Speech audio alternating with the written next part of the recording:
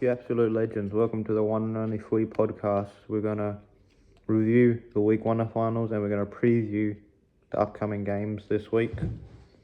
Everything you need to know and just some analysis, more in-depth analysis. I did watch all the games and I watched all the finals.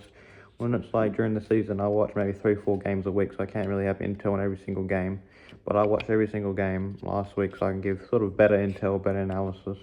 So we can start on Thursday at the Adelaide Oval, where Port Adelaide faced Geelong, and Port Adelaide was second and Geelong was third, and Port Adelaide had the home ground advantage and all that, but it meant nothing. But Geelong beat them by 84, and the game was never close. Maybe the first quarter, but after that, Geelong just whipped, man. Stengel went crazy, Jeremy Cameron went crazy, Mana went crazy.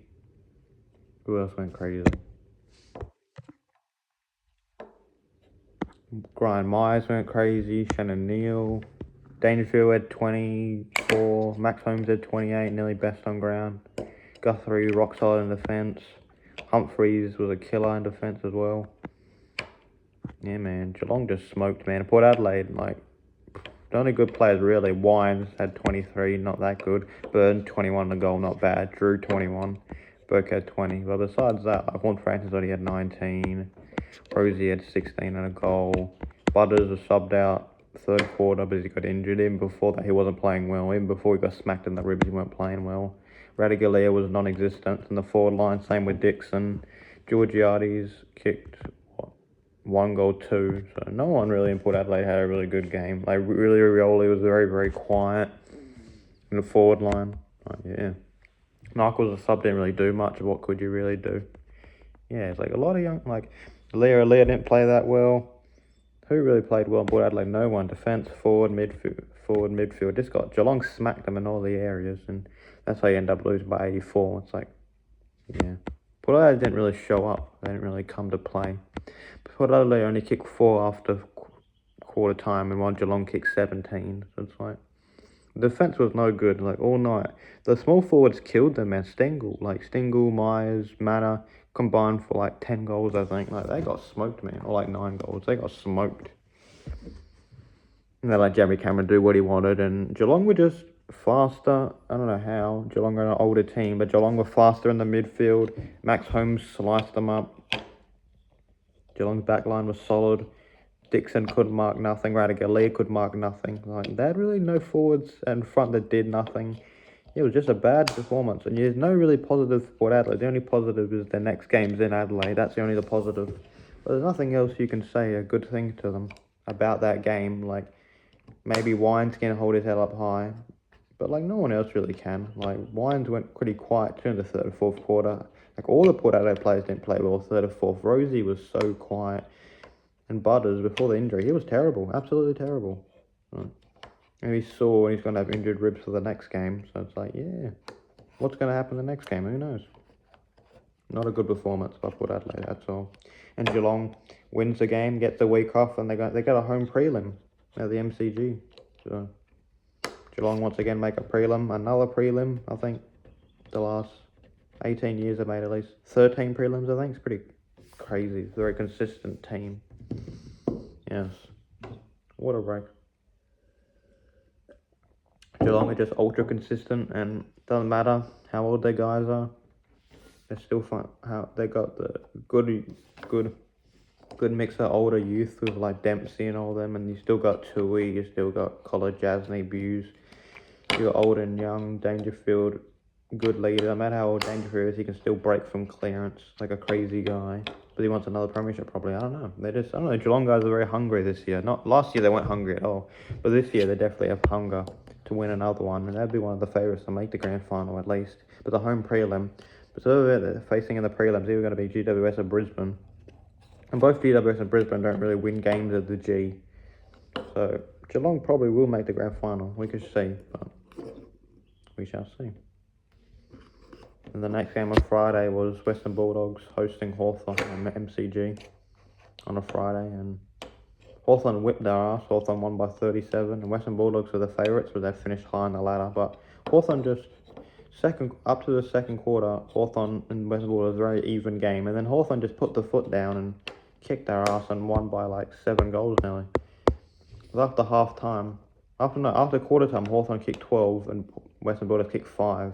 So it's like, in the second quarter alone, Hawthorn kicked 5 goals to 1. So, because Hawthorn were down in the first quarter, and then they just picked up and just smashed them. And Boninpelli had a bad game, and Jameru Ugle-Hagan couldn't kick a goal. I think Norden was the only one that did anything at the forward line. He kicked 3, and Sam Darcy didn't kick a goal either. And I think, yeah, it's quite a sad performance. Western Bulldogs, all the hype they got during the week too, didn't really lead to nothing. Actually, no, Darcy kicked 1. Yeah, Boninelli was very quiet, only 18. But before the last quarter, he did nothing, man. He was horrible before the last quarter. He had a little bit of impact in the last quarter, but still. Tim English got very outdone in the ruck. Lloyd Mick kicked his ass. Treloar had a good game, but like not many other players besides Treloar. Treloar, Liver, Caleb Daniel, Richards, other Premier they can lift their head up high. Maybe Bailey Williams too, but the rest of them just can't lift their head up high. They played shocking, man, all of them.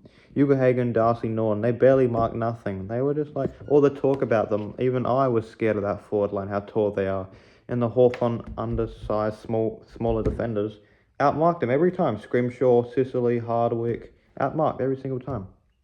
It's crazy, man. Like Frost too.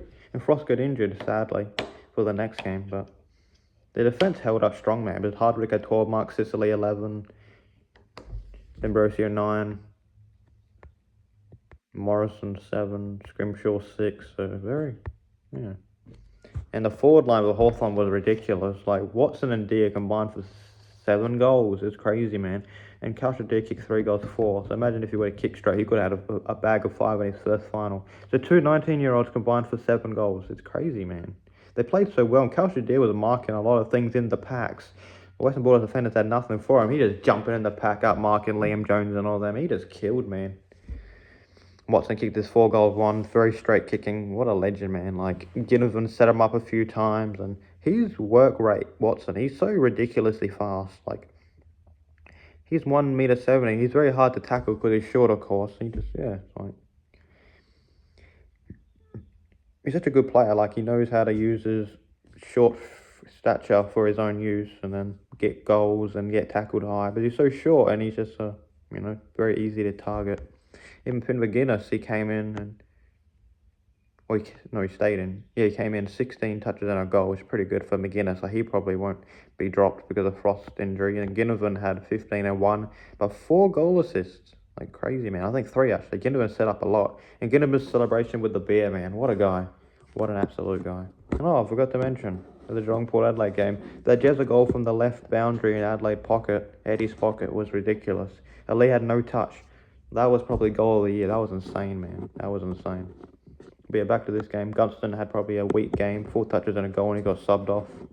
But he didn't really have an impact. But he didn't need to, but the rest of the forwards pretty carried. And Marbia Chol too couldn't really mark nothing, but all the rest of the forwards carried. So I guess next week Gunston and Chol need to sort of step up a bit more. Even Newcomb, best on ground, 35 on a goal, was ridiculous, man. He played so well. And Luke Bruce came on as a sub. Nearly kicked the goal twice. Man, he was so close, man. The crowd would have gone crazy if he kicked the goal. And McDonald had 2 goals, 23 touches and 2 goals. McDonald was just ridiculous, man. Connor McDonald's such a good player. And Dylan Moore was one of the surprising ones that didn't kick a goal. He had 17 and a behind, but he got close to kicking a goal a few times. But he should respond next week and play a little bit better. And D'Ambrosio had 32 off the win. D'Ambrosio is crazy, man, and didn't make the All-Australian. I was like, yeah, okay. Scrimshaw had 26, killed the back line. Meek, 23 in the ruck and a goal. Meek was ridiculous, man. He dominated Tim English like you never seen before. Tim English was like... Meek was a big boy, so he just monstered him running around, kicking the ball and all. Meek was a killer, man. The forward line, taking English to the forward line, marking it, man. Such a good player, Meek is, man. Kicked a good goal, too. Sicily had 23 in the back line. His ball use is ridiculous. And Aim on 22. His ball use is crazy. Morrison as well. Very good halfback, 22. Ward had 22. That's probably Ward's best game as well. And 5 clearances. Ward played very, very well. He probably won't get dropped either. Hardwick had 21 at the back line. Welper was a little quiet with 20, but he didn't have to have more because all those other guys had a ton of ball. MP had 19 off the back line. Moore had 17. McGuinness 16. Nash 16. Quiet for them, but the rest of the team carries. You don't have to as much. Weddle had 14. Not bad either. Yeah, that's about it, really. And Cho had only 6 and kicked it behind, but he'll play. He should play better next week. Especially the whole team plays very well. Like Weddle is not a massive ball getter, but his run is crazy, man. Same with MP Amon, when they pick up the ball, rebound 50, they go crazy, man, into the 50, and the Western Bulldogs defense is all stressed, and someone marks it, ground ball, goals. Like, these guys are dangerous. Hawthorn are dangerous, man. Such a dangerous underdog team, and I, as a Hawthorn fan, don't think they would win this, but they did. The Western Bulldogs have the better list. But Hawthorn came out there and kicked their ass, and Hawthorn proved they're better, and Western Bulldogs midfield are a lot better. Bontempelli, Treloar, Richards. That's a core three, very experienced, good players. And the Hawthorn's like, what? Newcombe, Werpel, Nash, maybe? Way less experience. The Western Bulldogs threes are a lot better. But Beveridge put Bontempelli in the forward line instead of putting him in the guts in the second quarter when the game was on the line. And they only put Bontempelli in the midfield fourth quarter when the game was basically lost. And West Bulldogs had their little bit of comeback in the fourth quarter. Didn't work out, obviously, but they had a lot of momentum in the fourth quarter. Western Bulldogs, they kicked, I think, 3 in the last quarter, or they kicked 2 uninterrupted, and Hawthorn came back and sealed the game. And yeah, Hawthorn just crazy, man, with their goals. Like Kaushik marked on the boundary line, kicks it from the boundary line. That was a ridiculous goal, and he was missing easy ones. So he kicked 3 out of 4, and that boundary goal was crazy. And Nick Watson, easy kicking around the corner. 4 goals, 1. Watson wasn't kicking that well 10 weeks ago, and Watson just improved so much. And Dylan Moore's run is ridiculous. Dylan Moore's run's ridiculous. The whole team's run is ridiculous. Such a fast team. I don't know how Port Adelaide are going to deal with this. I have no clue. Especially if they had problems with those Geelong small forwards. What are you going to do with Moore, Watson, Ginnivan, McDonald? What are you going to do? Who's going to defend those guys? One of them going to get off the chain, you know. They're young. They don't have any fear. They don't have any finals trauma or anything like that. Half of them haven't played a final, so they're just confident in their ability, and their fast ball movement will help them score a lot. And 99 points is a good score, but 14-15 isn't that straight. So they just need to fix up the kicking a little bit. Cho and Gunston need to mark the ball, score a bit more. Besides that, pretty well-balanced team. And Frost got injured and Day won't play. So maybe CJ will come in, or I'm not sure. We'll see who comes in. But the team would be confident to win, as by Ginnivan's crazy post about Sydney. Grundy's former teammate, see you in 14 days. Like, okay, you savage. But it's banter, you know. We used to play together. People take it way too seriously. It's like, come on, bro. Come on. They're young, they're brash, they're confident, they're cocky. You got them to a semi-final from 7th place. Who would have thought 0-5 at the start of the year, these guys would make the semi-final? Why wouldn't he be cocky and all he called the pub, drinking my beers in the pub, and that's why he got the goal and just cracked it open? Like, he ain't drinking beer the night before the game. He's not that stupid. Like, seriously. Sam Mitchell would have known. Sam Mitchell would have come out and be like, yeah, I know my players are drinking beer. And like, he wouldn't have drunk beer anyway. And everyone doesn't like Ginnivan's comment, but he's allowed to be cocky and brash.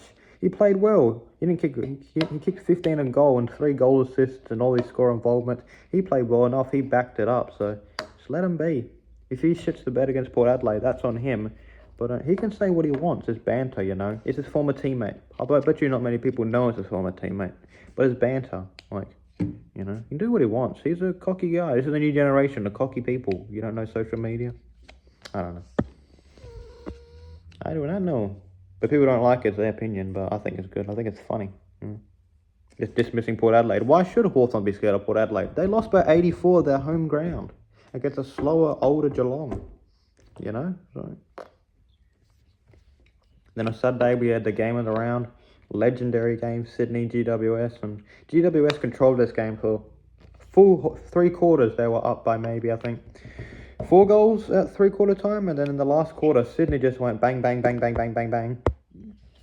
They kicked 6 in the last quarter, GWS is 2, and they won the goal by 6 points. They won the game by 6 points, and Amadi, horrible all game, doesn't do anything.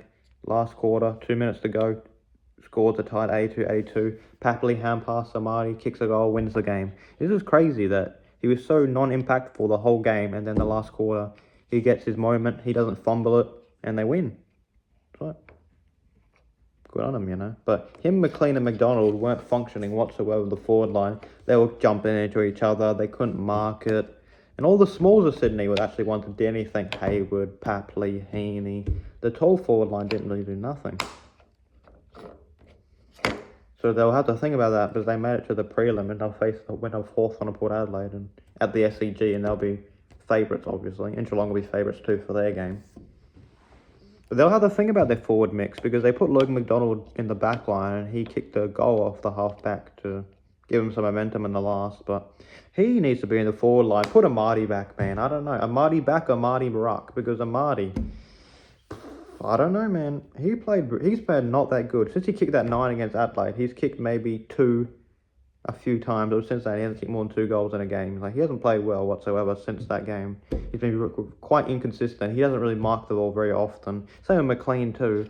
The forward line's quite weak. Like, the forward line didn't matter when they were like, 12-1 and all that, but their forward line got found out. All those games they had lost mid-season and until it was the end of the season, and it shows Sydney has the ability to always come back in the last quarter, and that's what they do. They come back, and they always start not that good, and they always come back. But one time's it's bit them in the arse before where they started really bad and they couldn't end up winning the game. So they just got to be careful with their start, especially if you're facing Port Adelaide or Hawthorn in the SCG, and Hawthorn or Port Adelaide get a crazy start, and Sydney are on the back foot. Sydney have to come back again, and I know they'll run out of the game well because of their fitness and because they had the week off to the prelim. But yeah, it's pretty dangerous for Sydney to start so badly. Not all the time. Someone like GWS didn't kick very straight, and that's the reason Sydney won. But GWS at halftime, or at quarter time at least, 2 goals 5, and then 7 goals 8 at halftime. So like, if GWS were missing quite easy shots, like Toby Green missed one from 20, this other guy Peatling missed from the goal square. So if Sydney's lucky that happened. If Sydney are facing Hawthorn and Port Adelaide and they kick straight and Sydney starts slow, Sydney aren't going to win, and Sydney will cost a grand final appearance, which they deserve to make the grand final. But yeah, then we can talk about GWS. Hogan was on fire probably first half. He kicked 3 in the first half, then he couldn't really get the ball after that because, I don't know, the momentum and all that shit. And Cadman kicked 3 as well. Cadman was crazy. Cadman and Hogan kicked 6. Ward kicked 6. In the last quarter, Ward kicked a running banana from the boundary, which is ridiculous. Like, he needs to sign on. He's such a good player, Ward, man, off the wing. He kicked 2. Lockie Keefe kicked 1 goal, 2. One of Keefe's kicks at a crucial time in the fourth quarter went spraying everywhere. Darcy Jones kicked 1. Peatling kicked 1. And Toby Green kicked 0 goes 2. So that probably, if he kicks one of them, they win, sort of thing. And there was a play in the last quarter. James Jordan outrun the GWS guy on the boundary, picks it up, kicked it to the super sub, Brandon Campbell. Brandon Campbell went crazy as a sub, man. A goal and 9 touches. He went crazy, man. He went absolute bonkers. But how long was he on the ground for? He was on the ground 40 minutes. He had 9 touches and 9 touches and a goal. He was just crazy, man. His run was crazy. And Jake Lords, and for Sydney, Heaney kicked 3. Heaney's mark on Jack Buckley was ridiculous. Heaney was such a momentum. If it weren't for Heaney, they wouldn't even be in the game at halftime, 3/4 time. He went crazy, man. That goal he kicked in the last quarter to tie scores from 65 from that hand pass from Papley, where Papley was on the boundary and 2 guys are on him. He just hand passes over his head. Heaney picks it up. Whitfield trails by 1 little bit. Heaney blasts it, goal square goal. It's crazy, man, how Heaney good he is. If this was home and away, that would have been 3 votes very, very easily. 30 and 3 goals is a crazy finals game. Probably one of the best we've ever seen. His impact was crazy, man. If not for him, they would not have won this. He was such a good player. And Hayward kicked his 2, Papley kicked his 2, Logan McDonald kicked 1 goal 1, Amadi kicked his 1, the goal winner, Campbell kicked 1, Rampy kicked 1, Rowbottom kicked 1, Jake Lloyd kicked 1 goal 2. But Jack Lloyd went crazy, man, turning it back the clock to his best at first aid. He had 32 and a goal. That last quarter goal he had from 50 was crazy on the run. He went crazy, man. And how many games will Lloyd and Rampy kick a goal, It's good game for them, man. And Tom Green, especially the first 3 quarters, went crazy. He was a little bit quiet in the last quarter, but Tom Green had an amazing game, especially when they were up. He had an amazing game. Tom Green had his 32, Jake Lloyd had 32, Heaney had his 30. And Warner had 27, and Warner was very, very quiet the first 3 quarters. In the last quarter, he exploded with 13 touches in the last quarter and 7 clearances. Yeah, he went crazy in the last quarter, Warner. The ball was just kept falling in his lap. I don't know how, the rest of the game he was held pretty quiet and then the ball just fell in his lap. He had 5 scoring movements just that last quarter alone, Josh Kelly had his 27. Callahan had 25. Callahan played pretty well. Whitfield was decent off the halfback. Gordon was 23, which is his lowest against GWS for a while. But he also had 11 in the last quarter, so he was held very, very quiet the first three. In the last quarter, he exploded. So Gordon, Heaney, and Warner just exploded in the last quarter. And Rowbottom had some crazy tackles, and Rowbottom had 19. Mills had 19, but Mills didn't really play that well. Florent had 19. Rowbottom actually had 18, I must say. Florent was decent. Grundy had 17, but Briggs just killed him in the ruck, man. Briggs absolutely killed him in the ruck. Grundy needs to respond in the next game. Grundy did not play well whatsoever. Ward had his 20. Buckley and I had the 18 each. Ash had 17, Cummings 16. Blakey 15. Decent off the back line. Not his best game, obviously, but enough impact. Luke Parker was quiet. Yeah. McCartney very quiet too. McCartney had 7. Yeah. McInerney got subbed out because McInerney, they rushed him to him. They rushed him into, and he didn't play that well. They took him out for Campbell. Campbell just exploded, man. Overall, very good game, classic game. Who would have thought GWS would have lost? GWS were up for probably at least 80% of the game or more, and good on. And GWS now have to travel to back to their, travel to NG Stadium to face Brisbane, and Brisbane. Yeah. We should talk about that Brisbane game actually. What am I talking about? Before we talk about it a little bit more, and then we had the last game at the Gabba, Brisbane hosting Carlton. Carlton were 8th place, limped into the finals because of Freo's performance. Freo losing to Port Adelaide in the last game at Optus Stadium in the round 24. That's the only reason Carlton fell into the 8. And Carlton brought back a lot of people. I think Mackay, McGovern. Who else did they bring back? Let me see. I think they brought back Mackay, Doherty, McGovern, Chera, Akers, yeah. And all those guys I brought back didn't really do much. Brisbane had kicked, I think, what was it? Let me see. Brisbane had kicked the first 9. It was 60-0.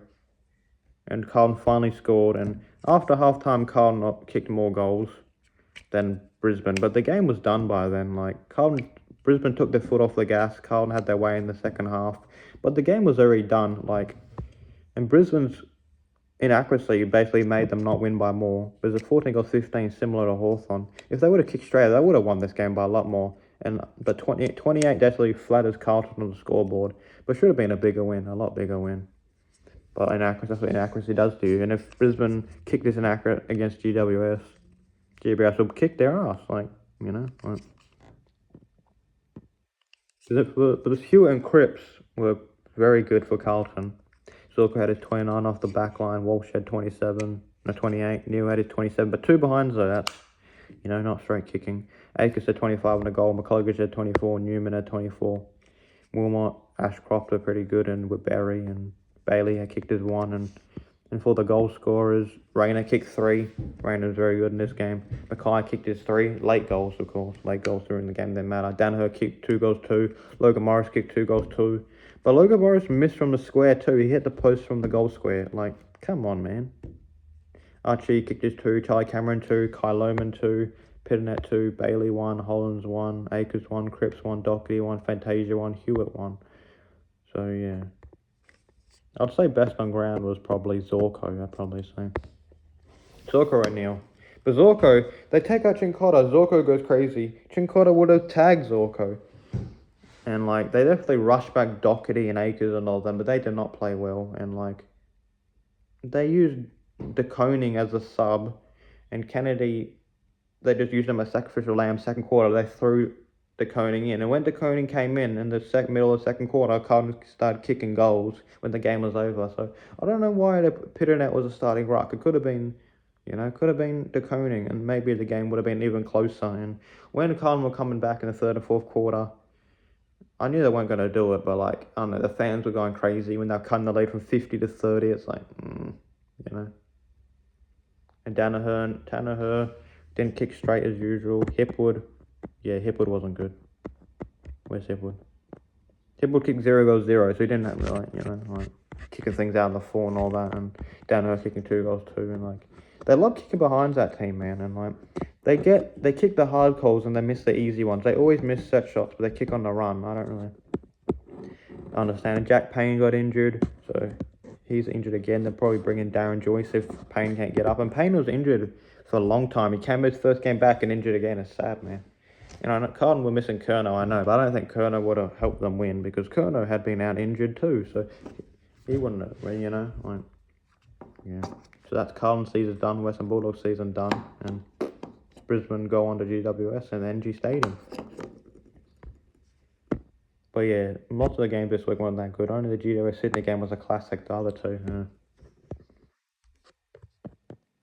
And then we got this week on Friday the semi-final in Adelaide Oval. Port Adelaide who are second, facing Hawthorn 7th. And you wouldn't believe who the favourite is, Hawthorn. Hawthorn are the favourites. You know why? Port Adelaide lose by 84. Port Adelaide don't have Farrell. Port Adelaide don't have Houston. Butters, rib injury. They're going to target him. Hawthorn missing Will Day, yes, but they won against Bulldogs without Will Day, and Frost injured. So that's the major two injuries. CJ might come back in, I'm not sure, but also Cam McKenzie didn't play last week too, but they won without him. So Will Day is probably the major injury they're missing, but if they win this game, they'll face Sydney in the prelim. It's possible, and Port Adelaide, they will respond somehow. I don't know how well they'll respond. 84-point loss. I don't know how many teams are lost by 80 in the final and won the next week. I wouldn't say it's very common, but it is home ground advantage to them. And Hawthorn only lost by 1 point, I think it was, to Port Adelaide the last time they met in that crazy game where Hawthorn were up 8 goals and Port Adelaide came steaming home. But Hawthorn didn't have a lot of good players when playing that game. And I'm not sure with the teams what's going on if they will pick Dixon, they'll kick out Dixon, but Dixon was horrible. Will they put in Todd Marshall with Dixon? But if they do, Todd Marshall's a better player, yes, but Ted Marshall, he's quite inconsistent, and he's a little stick, and he's skinny, and Georgiades probably the only one you can worry about. You can see him and Willie Rowley is probably the only two you can see a kick into 3 or more for that team. But that forward line, they haven't kicked at high school. They haven't kicked 100, I think, the last time they kicked 100 was when they faced Sydney at the Adelaide Oval when they mauled them that one game. But that's not the same team from there. This team is just different in the finals. They play worse in the finals. And Hawthorn aren't scared of the venue. Hawthorn have played Adelaide before, almost beat Port Adelaide when Port Adelaide were going crazy in that form in the middle of the year. And when Hawthorn were in good form too, and that was a very close game. And Darcy Byrne-Jones kicked the goal basically on the siren to win the game. But I think Hawthorn will learn from that, and I think Hawthorn will win just because of that as well, and because Butters is quite vulnerable. And I think if that Port Adelaide midfield couldn't beat that Geelong midfield, what chance will they have against this Hawthorn midfield? Newcombe, Werpel, Nash, Clarence Machines, all of them. Quickness, strength. Newcombe and Werpel have such strength in the core. If Butters and Rosie try to tackle those guys, it's going to whip them off. And the only way Port Adelaide wins this is if Butters gets some run out of the stoppage into the kick in the forward line. Good kicks in the forward line. But if the kicks are shanks and under pressure kicks into the forward line, Radagalia's not marking, Dixon's not marking, Marshall's not marking, Georgiades is not marking, Billy Rioli can't get a crumb. So the only way Port Adelaide wins this is Horse Francis gets, if they put Hunt Francis, Rosie, Butters in the midfield, and Jordan Sweet beats Meek with the tap, and they get the stoppage clearance, or the centre bounce clearance, or even stoppage clearances. If Hunt Francis gets to run around as much as he wants, he didn't do that against Geelong, but he did against Fremantle. If Hunt Francis grabs the ball, runs far, they can't get him, they will probably win, because Hunt Francis can impact the game a lot, and he's a very good kick, so when he comes out of stoppage, he can lace out the Port Adelaide forwards when the Hawthorn, the undersized Hawthorn defenders are on the back foot. But for Port Adelaide, Georgiades and Dixon are the two really tall guys, and I guess you take out Dixon for Marshall. But Dixon tall, yes, but Dixon doesn't mark things anymore. Dixon's quite slow. Dixon's 33. Dixon doesn't play well in finals, so I would think that he gets dropped with Todd Marshall. Todd Marshall's like 15 times better, but even so, Todd Marshall, you can't really see him kicking more than 2 or 3 him as well. But I don't know, he's not that good of a mark in my opinion. Yeah. Because I think Willie Rioli's the second highest goal kicker this year for them. I think it goes Georgiades, Rioli, Horn Francis, Marshall, I think, top 4. So you neutralise, I think, yeah, if you neutralise the Port Adelaide forwards enough, if you like have someone in Rioli, Horne-Francis stops them running and kicking goals, then Hawthorn should probably win. And I don't know how Port Adelaide are going to deal with all those small forwards I said before, if they couldn't deal with the Geelong ones. These Hawthorn small forwards are quick, man. The Hawthorn ball movement is quick. If Lee and Zerk Thatcher are off their man a tiny bit, Deer's going to mark it, Chol's going to mark it, Gunston's going to mark it, Bruce is going to mark it, you know, like. They better be careful, Port Adelaide, but they're definitely not favourites. And imagine going, if they go out, they lose this game, they're out again, 2 years in a row, straight sets. Like, yeah, I don't know. I can't see them winning. It is possible. I am scared of this game, but I am more confident for them winning this game than the Western Bulldogs, because like Western Bulldogs had no injuries, and while Port Adelaide team injured, bad game, and Butters is quite weak in the ribs. If you smash Butters, you will probably win, you know? Like, of course they're gonna target him. Like, I don't have to tell them that. They're gonna tackle him. If he tries to run out, I'm saying he has to run out of stoppage very quickly, or he's getting tackled, he's getting thrown to the ground, and he's gonna be hurting, and then have no chance of winning, you know what I mean? Like, and Rosie has to go 30 touches, Horne-Francis 25, Butters 30, Willem Drew has to tag one of the guys, and that's the only way they're winning. And the forward line kicks goals and kicks straight, obviously. That's the only way they can win. But I can't see them neutralising Deer, Watson, Ginnivan, Moore, Chol, Gunston, Bruce. I can't see them neutralising all those guys that Hawthorn can't kick a winning score. Obviously, it's possible, but these guys are so young and talented, and they come off a massive win. They're going to be like full of confidence. Port Adelaide's going to be opposite. They're going to be hungry to win. They want to redeem. But such a bad performance, they might have doubts in their head. And Hawthorn don't have those doubts. So I see mind games and all that. Hawthorn, I think, will win. Hopefully. And go to a prelim against Sydney. And then this will be a lot closer game. This will be a close game too. I think Hawthorn will beat Port Adelaide by 20. In this game, GWS and Brisbane, I got GWS are the favourites too at Andrew Stadium. GWS will win by maybe 10, I'd say.